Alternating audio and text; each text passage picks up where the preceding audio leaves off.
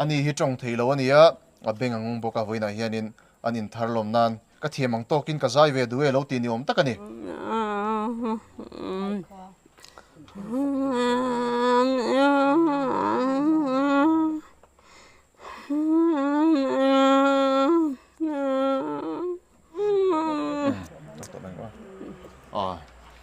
soi thiam lo wa aron tar lang thiam lo wa amai ra chu thiamang tokin lom thuran soi ve ni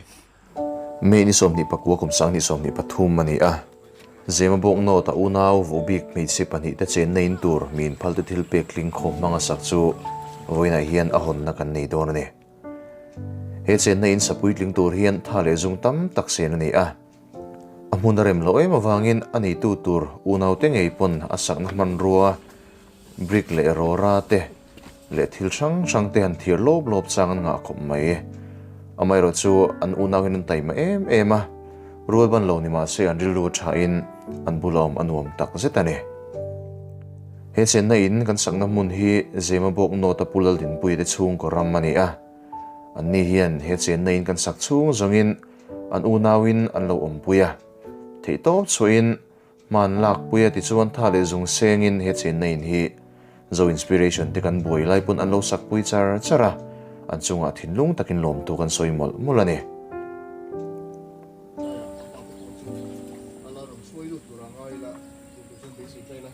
uvarete unawan lo phenga an chen na in tur mi har sa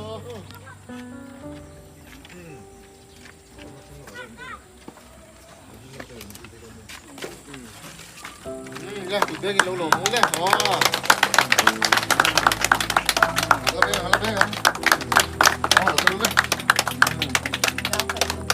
hi chen nei ni kan hong do na a hun na hun kan nei do na nga ke man chep chat lovin an unawin an lo chep chat do na ni in unawin lo chep chat anga chon chu minua chon acha bi kan kengem acha bi na hong hal bok anga chot kut kan lo benga chu minua chonin chong chai na hun te kan mang chho don ne khoi ti hian lo chep chat sela pakhathi tilama hian lo kal ro le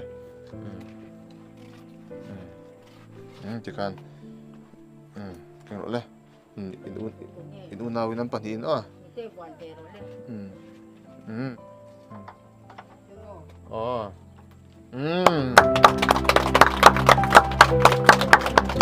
chuan a cha bi khung e kha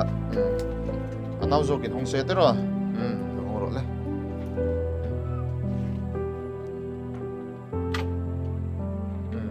chun hong na se le a tu zong nge zai don cheu kha zai ve don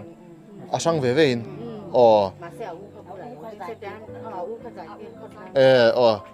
ole ani chuanin hoi zai du te chen zai nga tra i swa hi ring ru chan dam na ani ram nuam bo sei i chan ve the nan chan dam ni in chia in thar om chia chu ta thian ni swa ring hi a to ke kalome zai thiam em ani hi tong thei lo ania a beng ang boka voina hianin anin tharlom nan ka thiamang tokin ka zai ve duwe lo ti ni om takani aron zai dona a thiam lo mo pathian ro puina nian a thei to paron so ve dona ni tuna nemi manal nemi zai tur ni lo so mangule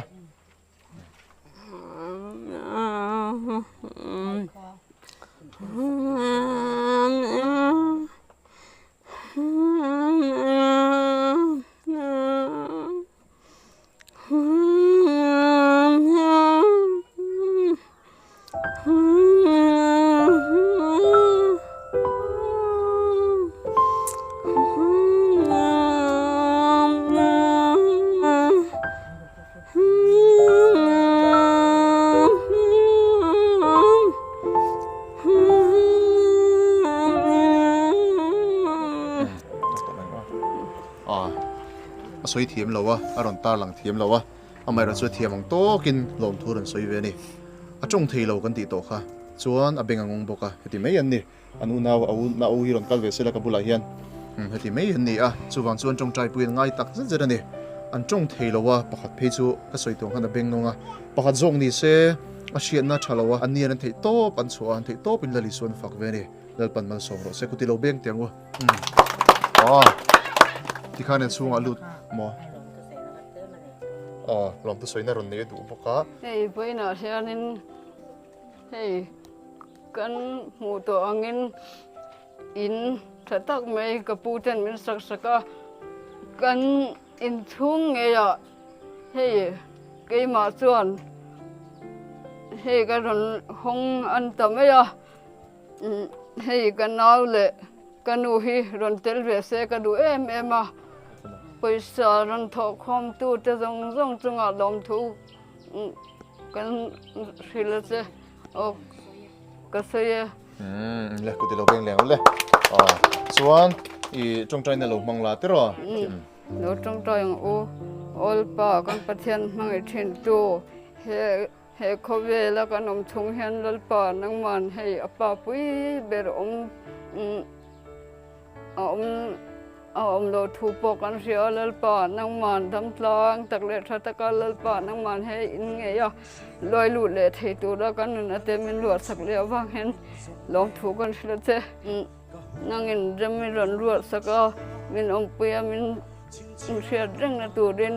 min chan dam tu kan lal pa sok ri ta phing lom se soi tung kan ron ti lu te